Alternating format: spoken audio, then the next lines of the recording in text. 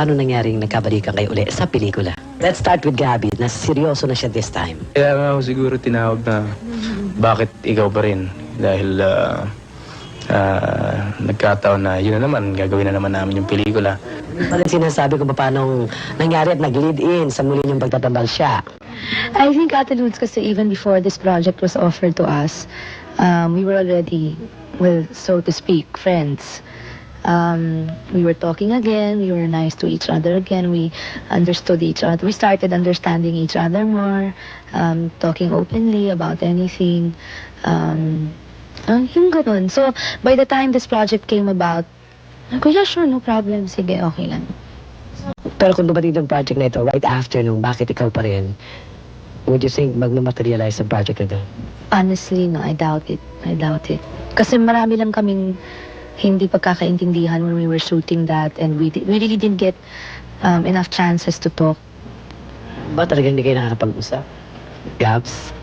Wala akong tiyempo, walang pagkakataon. Pero now sa shooting namin, at least everything is smooth sailing.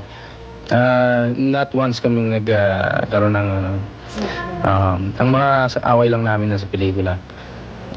Tulad noon, pero nung una, yung sabat ikaw pa rin, nag-umpisa kayo, nag-expose na yan eh. Tapos towards the end of the movie, yung shooting, doon yata nagkaroon ng medyo alingas-ngas, right? I was scared na it would happen again here. Sabi ko, nako. Pero actually, when we became friends again, so-called friends again, before this movie started, mas maganda yung, mas matibay yung grounds ng aming friendship this time compared to last year. Actually, yung away namin noon, ano lang yung gimmick lang nun. Gimmick, hindi gimmick yun. Alam ko di marunong mag-gimmick si Sharon. Hindi, ano lang yun, hindi na kami nag-away. Gimmick pa rin ba to? Hindi. Gimmick pa rin ba to? Hindi, this is coming from the, from there. Kinukurot na kita sa likod. Correct me if I'm wrong. 10 years ago, ginawa niyo unang-una yung pelikula, Dear Heart. Oo, 10 years, 81. How old were you then, Chap? 50. Did you ever imagine na nung ginagawa niyo yung Dear Heart na magkakaroon ng Casey? Hindi, during that time, I was 13. Excuse me.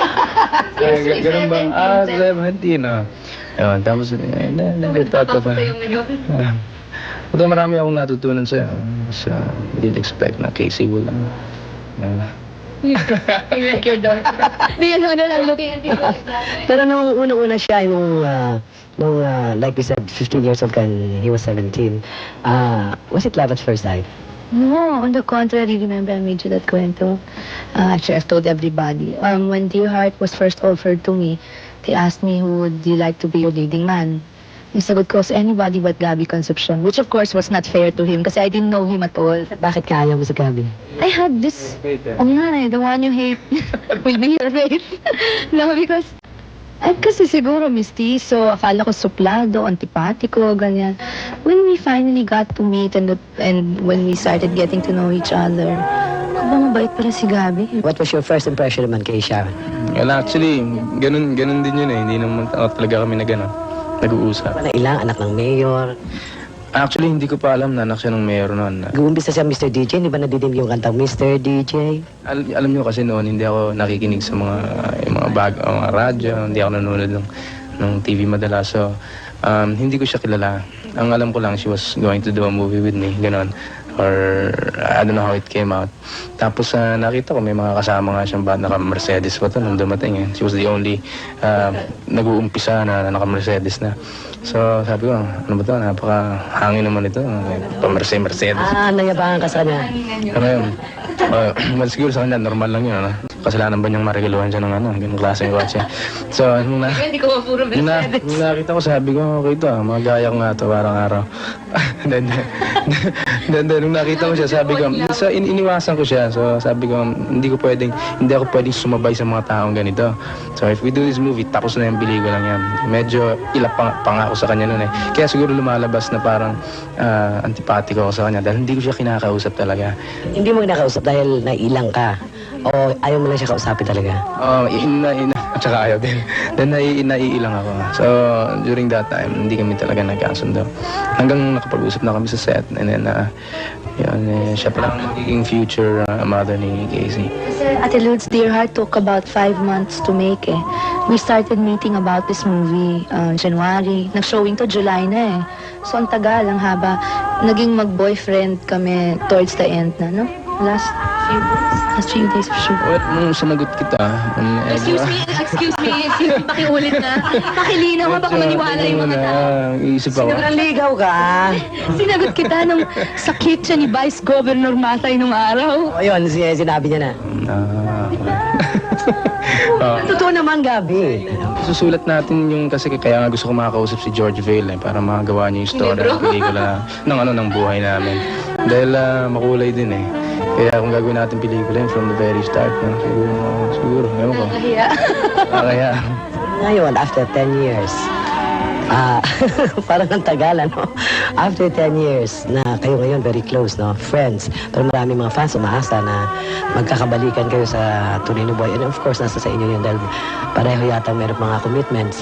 May mga commitments. Si Sharon, wala. Ewan ko lang sa'yo, Gabs. Wala naman akong commitments, ha? Wait lang ako. Ang only commitments ko is, yung pelikula mga ginagawa ko. That's what's keeping me busy now. Really? And of course, the thought and the memories of my past with and of course, Casey, she's always around. But, pero sa ngayon, wala talagang zero. Loveless pala kayo pareho? Talaga. I swear to God, I'm just really having fun. He knows that eh. I have fun, I go out. They're really wholesome dates, really wholesome, and nothing. What you, Gabs? Well, our date last night was also, it was, Okay, last night? exactly. The last night, nagkaroon kami ng last day party. And that was the very first time na nag-date kami. Yung dalawa lang. After magkatabi kami. Dapat yun, hindi man date yun eh. Kailan kayo huling nag-date? Yung kayong dalawa lang? Nako. Mga date. What's the last time? Yung candlelights and all. Well, pelik. 1986 pa? Of course not. Nangyayari sa tunay na buhay. Hindi ka pala Akala ko, Sa amin dalawa. Kaya kinukumbida ko siya mag-dinner kami one time. Imagine kasi ng mga fans na very romantic kagahap. Siyempre, hindi ka naniniwala sa mga candlelight dinners? In the contrary, I love candles. Pero ano rin yun? Maganda rin yun. Ang handles lang na naroon. Anyway, itong... Wala ako, kandila lang mula ako. Kandila lang, wala si Sharon? Hindi sa amin, sa bahay nga, maraming kandila. Yung mga brown out, yung mga ganun. Kinuwento ni Sharon na siya ay loveless. Ikaw ba loveless din?